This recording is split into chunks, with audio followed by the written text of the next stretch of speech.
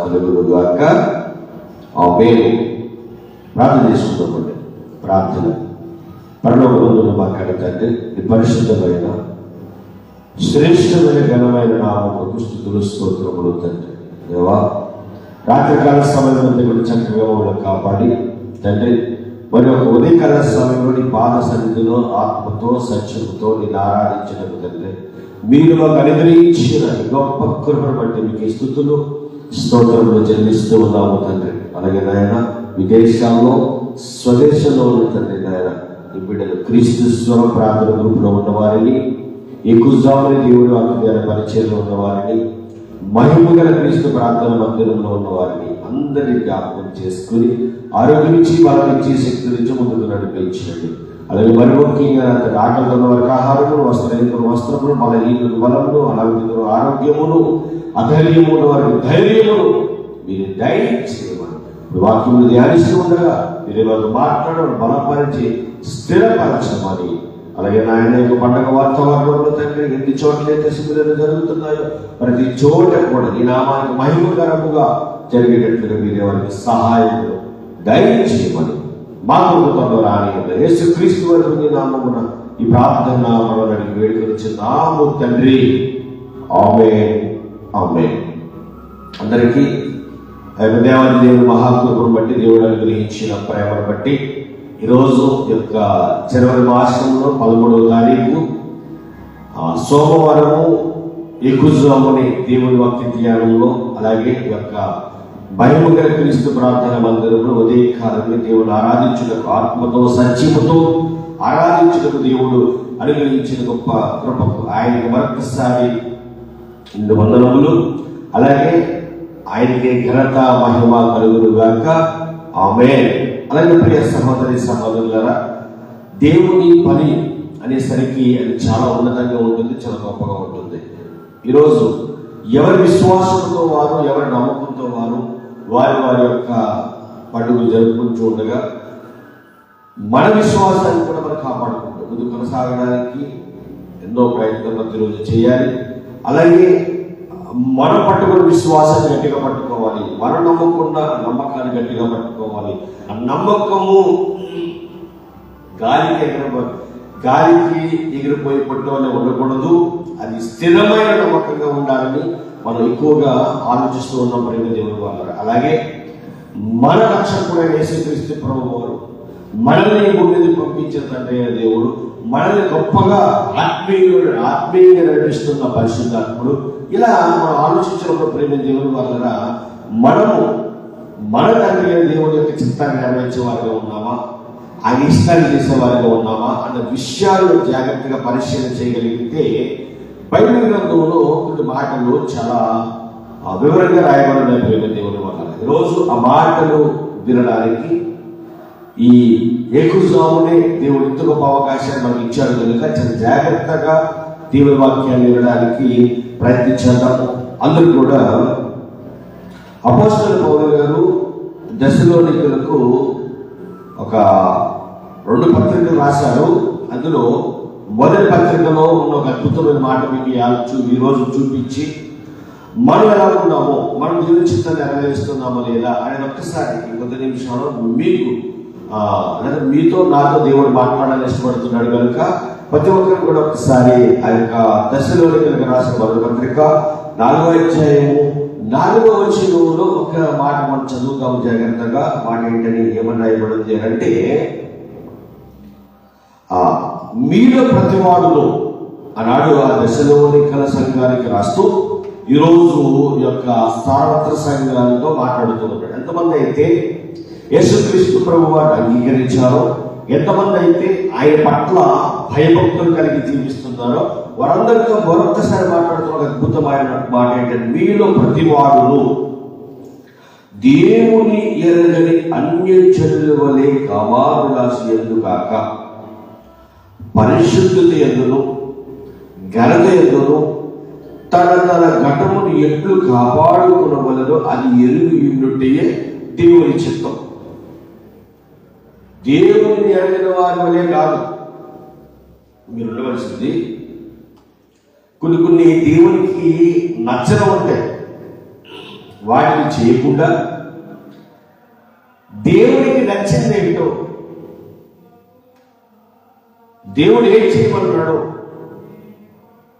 దేవుడు ఎలా బ్రతకమన్నాడు, అలాంటి బ్రతికితే మనకి ఆశీర్వాదకరం, మనకి ఆనందం, మనకి సంతోషం, మనకి బలం, మనకి ధైర్యం. ఎప్పుడు అని మీరు ఆలోచిస్తే దేవుడికి నచ్చిన పని చేసినప్పుడు. దేవుడికి నచ్చే పని ఏంటయ్యా, నచ్చే పని ఏంటమ్మా అని ఒక్కసారి మీరు ఆలోచించగలిగితే ఇక్కడ అంటున్న మాట ఏంటంటే, మీరు పరిశుద్ధత యందును ఘనత యందును తన ఘనమును ఎట్లు కాపాడుకునవలెనో అది ఎరుగుయున్నట్టు దేవుని చిత్తం. మీరు దేవుని యందు పరిశుద్ధత యందును ఘనత యందును అంటే పరిశుద్ధంగా ఘనతగా మీరు ఉండాలి. ఇందుకే పరిశుద్ధత యందు అంటే అర్థం ఏంటి అని మనం ఆలోచిస్తే, మనం చాలా విషయాల్లో అపరిశుద్ధులుగా మారిపోతున్నాం. అంటే నీతి లేని వారిగా, న్యాయం లేని వారిగా, అన్యాయస్తులుగా, మన జీవితంలో మనం ఎక్కువ ఆలోచించేది వాడికంటే గొప్పగా ఉండాలి అని వాడిని తొక్కడానికి వాడి మీద లేనిపోయి నిందలు మోపడం కూడా అపరిశుద్ధత. నీతి లేకపోవడం, న్యాయం లేకపోవడం. ఎప్పుడు కూడా ఏదో ఎవరో ఒకరు విమర్శించడం కాదు, కానీ నీవు విమర్శించుకుని నీవు తప్పుడు సరిదిద్దుకుని నువ్వు దేవుని ఎదుట నిర్దోషిగా పరిశుద్ధునిగా బ్రతకాలి. నీ కట్టమును కాపాడుకోవాలి. అది ఎరిగినట్టుయే దేవుని చిత్తం. ఈ మాట చెప్పుకుంటూ పై 4వ అధ్యాయం ప్రారంభోచనం కూడా ఏం మాట్లాడుతున్నాడు ఒక్కసారి మీరు చదవగలిగితే ప్రేమ దేవుని వల్ల అపొస్తలుడు పౌలు గారు ఆ సంఘస్థులతో ఏమని మాట్లాడుతున్నారో మనం ఆలోచించగలిగితే ప్రేమ దేవుని వల్ల, మెట్టుకు సహోదరులారా, మేము ప్రభువైన యేసు ద్వారా మీకు ఇచ్చిన ఆజ్ఞను మీరు ఎరుగుదురు. అంటే అక్కడ వాళ్ళందరికీ ఏం తెలుసు? దేవుని ఆజ్ఞను తెలుసు, ఆజ్ఞ ఎలా పాటించాలో తెలుసు, దేవుడికి ఇష్టమైనది కూడా తెలుసు. ఈరోజు కూడా చాలా మంది క్రైస్తవులకు దేవుని చిత్తం ఏంటో తెలుసు, దేవుడు దేన్ని చూసి ఆనందిస్తాడో, దేన్ని చూసి సంతోషిస్తాడో కూడా తెలుసు. కానీ దాన్ని పక్కన పెట్టి మన ఆనందాలు, మన సంతోషాలు, మనకు ఉండే వ్యక్తిగత విషయాల గురించి ఆలోచిస్తున్నారు, కానీ శాశ్వతము ఉండే ఆనందాల గురించి ఈరోజు చాలా మంది ఆలోచించకపోవడం చాలా బాధాకరమైన విషయం. ప్రేమ దేవుడు వల్ల చాలా బాధాకరమైన విషయం. ఇక్కడ ఏమంటున్నాడు అంటే, యేసు ద్వారా మీకు ఇచ్చిన ఆజ్ఞను మీరు ఎరుగుదురు కాగా మీరు ఎలా నడుచుకుని దేవుణ్ణి సంతోషపరచవలెనో మా వలన నేర్చుకుని ప్రకారముగా మీరు నడుచుకునిచున్నారు. ఈ విషయంలో మీరు అంతకంతకు అభివృద్ధి నొందవలెనని మిమ్మల్ని వేడుకుని ప్రభువైన యేసునందు హెచ్చరించుచున్నాము. మీరు పరిశుద్ధులు అగుటయు అనగా మీరు జాగ్రత్తలు దూరంగా ఉండుటయే దేవుని చిత్తం. మీరు పరిశుద్ధంగా ఉండడమే దేవుని చిత్తం అన్నారు. ప్రియ సహోదరి సహోదరులు, ఆలోచించండి, అర్థం చేసుకోండి. దేవుడి మనసును అర్థం చేసుకోండి, దేవుడి ఆజ్ఞను అర్థం చేసుకోండి, దేవుడి చిత్తాన్ని అర్థం చేసుకోండి. అలా బ్రతకండి, అలా బ్రతకండి. ప్రేమ దేవుడు వల్ల అందరినీ ప్రేమించాలి, అనేకుల కొరకు ప్రార్థన చేయాలి. మీ కట్టములు కాపాడుకుంటూ మీ జీవితంలో అనేకుల కొరకు నిత్యము ప్రార్థన చేయాలి. దేవుని చిత్తం. ఒకసారి చూడబడి ఇక్కడ పక్క దగ్గర ఒకసారి తిమోతి గారికి లెటర్ రాస్తూ కూడా మన రక్షకుడు యేసుక్రీస్తు ప్రభు వారికి ఏది ఇష్టమో, ఏది ప్రీతికరమో చాలా గొప్పగా మాట్లాడిన మాట తిమోతి గారు. అదే పౌలు గారు తెస్సలోనికయులకి ఎవరైతే రాశారో పత్రిక పౌలు గారు, ఆ పౌలు గారే తిమోతి గారికి కూడా 2 లెటర్లు రాశారు, ఉత్తరాలు రాశారు. అందులో మొదటి ఉత్తరంలో రాస్తూ ప్రస్తావిస్తూ 2వ అధ్యాయంలో ఏమంటున్నారు? జాగ్రత్తగా వినండి ప్రేమ దేవుని వాళ్ళ. ఈరోజు మన ఇష్టాలు మనకి కావాల్సినవి అనుకుని చేసేస్తున్నాం, కానీ అసలు మన జీవితం ఉన్నతంగా ఉండాలన్నా, మన కుటుంబంలో శాంతి సమాధానం ఉండాలన్నా, మనం ఆ పరలోకానికి చేరాలన్నా ఈ భూమి మీద కొన్ని నాటికి మీరు దూరంగా ఉండాలి, కొన్ని నాటికి దగ్గర అవ్వాలి.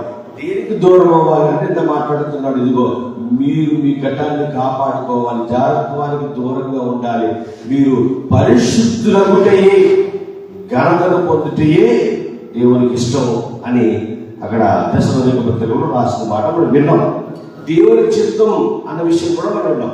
ఇక్కడ కూడా ఈ తిమోతి గారికి మొదటి పత్రిక రాస్తూ 2వ అధ్యాయంలో ఏమని ప్రస్తావిస్తున్నాడో చాలా జాగ్రత్తగా మనం ఒక్కసారి ఆ మాటను ధ్యానిద్దాము. మనము సంపూర్ణ భక్తియు మాన్యతయు కలిగి నెమ్మదిగాను సుఖముగాను బ్రతుకు నిమిత్తము అన్నిటికంటే ముఖ్యముగా మనుషులందరి కొరకు, రాజుల కొరకును, అధికారులందరి కొరకును విజ్ఞాపనలను, ప్రార్థనలను, యాచనలను, కృతజ్ఞతాస్తుతులను చేయవలెనని హెచ్చరించుచున్నారు. ఇది మంచిదియు మన రక్షకుడగు దేవుని దృష్టికి అనుకూలమునై ఉన్నది. దేవుని నామానికి మహిమ కలుగును గాక. అంటే మన జీవితంలో మనం చేయవలసిన పని ఏంటంటే అనేకుల కొరకు ప్రార్థించడం. మీరు సంపూర్ణంతో బాధ్యతతో కలిగి నెమ్మదిగాను సుఖముగాను. ఈరోజు సమాజంలో, ప్రపంచంలో చాలా కుటుంబాలలో నెమ్మది లేదు, సమాధానం లేదు, సుఖం లేదు. అంటే ఈ కుటుంబంలో నెమ్మది ఉండాలన్నా, ఈ కుటుంబంలో సమాధానం ఉండాలన్నా నువ్వు చేయవలసిన పని ఏంటంటే ఎదుటి వ్యక్తి కొరకు మంచిగా ఆలోచించడం, ఎదుటి వ్యక్తి కొరకు ప్రార్థన చేయడం, ఎదుటి వ్యక్తి కొరకు ఆలోచన చేసి అన్యాయం చేయకుండా వారి కొరకు ప్రార్థన చేయడం, ఎదుటి వ్యక్తికి సహాయపడడం. ఇదండి దేవుడు నేర్పించి అద్భుతమైన మాట. ప్రేమ దేవుడు వాళ్ళరా, వారు దేవుడు ఎరిగిన వారా ఎరగని వారా అని కాదు ప్రేమ. సాటి మనిషి అయితే చాలు. ఆ మనిషి ఒకవేళ సహాయం పొందుకునే స్థితిలో ఉంటే, సహాయం చేసే స్థితిలో ఉంటే ఆ మనిషికి సహాయం చేయాలి. సాటి సహోదరుడికి సహాయం చేయాలి, సాటి మనిషికి సహాయం చేయాలి. అదే నేర్పించేది బైబిల్. నీకు నచ్చిన వారే కాదు, నీకు సహాయపడిన వారే కాదు, నీకు సహాయం చేయలేకపోయిన వారికి కూడా ఒకవేళ కష్టంలో ఉంటే సహాయం చేయాలి. ఎదుటి వ్యక్తుల కొరకు నువ్వు ప్రతిరోజు ప్రార్థన చేయాలి.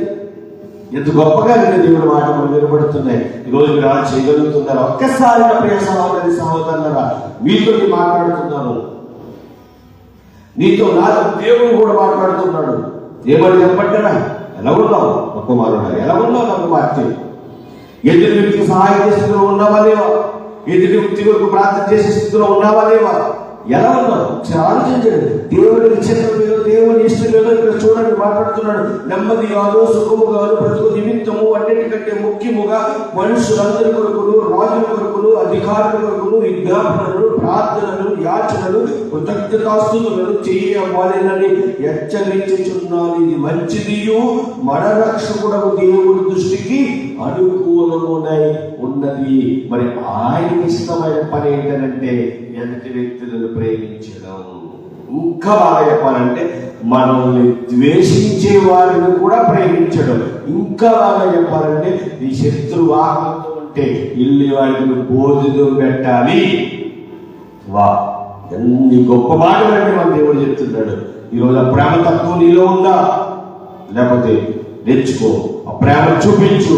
అప్పుడు నువ్వు చేసే పనికి ప్రతిఫలం అనేది వస్తుంది. దేవుడు నిన్ను, నీ కుటుంబాన్ని గొప్పగా దీవించి ఆశీర్వదించును గాక. ఆమేన్. ప్రార్థన. పరలోకమందున్న మా తండ్రి, విన్న వాక్యం ప్రతీది కూడా వారి హృదయ అంతరంగములలో ఫలించి గొప్పగా ముందు కొనసాగే భాగ్యము ప్రతి ఒక్కరికి దయచేయండి. వాక్యం వినేవారు విలువ వదిలేసేవారిగా కాకుండా వీళ్ళ వాక్య ప్రకారం ప్రతి జీవితం ప్రతి ఒక్కరికి దయచేయమని. అలాగే ఆయన అందరి వరకు కూడా ప్రార్థిస్తూ ఉన్నాము తండ్రి. ఆయన ఈ పండుగ వాతావరణంలో తండ్రి ఎక్కడెక్కడైతే వాక్యం వినబడుతున్న ప్రతి చోట కూడా తండ్రి అక్కడ గొప్పగా గర్వము జరిగేటట్లుగా ఈ నామానికి మహిమ వచ్చేటట్లుగా మీరు సహాయం దయచేయమని. గొప్ప కాలం మీరు ప్రతి ఒక్కరి పట్ల జరిపించలే ఆత్మను పట్టడానికి మీరే సహాయం దయచేయమని. మా ప్రభుత్వంలో రానియన్న యేసుక్రీస్తు వారి నామం ప్రార్థన అడిగి వేడుకొచ్చున్నాము తండ్రి. ఆమె తండ్రి నేను ప్రామి కుమారుడు యేసుక్రీస్తు ప్రభువు కృప పరిశుద్ధాత్మనందు సహవాసం ఎప్పుడును ఎల్లప్పుడూ సదాకాలము తోడే నడిపించుగాక. ఆమేన్ ఆమేన్. అందరికీ వందనాలండి. అలాగే విదేశాల్లో ఉన్న వారందరూ కూడా దేవుణ్ణి స్తుతిస్తూ మీరున్న చోటనే మీకున్న సమయం బట్టి ప్రతిరోజు కూడా దేవుణ్ణి ఆరాధిస్తున్న విధానం బట్టి దేవుడు ఇంకా మిమ్మల్ని బహుగా దీవించి ఆశీర్వదించును గాక. ఆమేన్.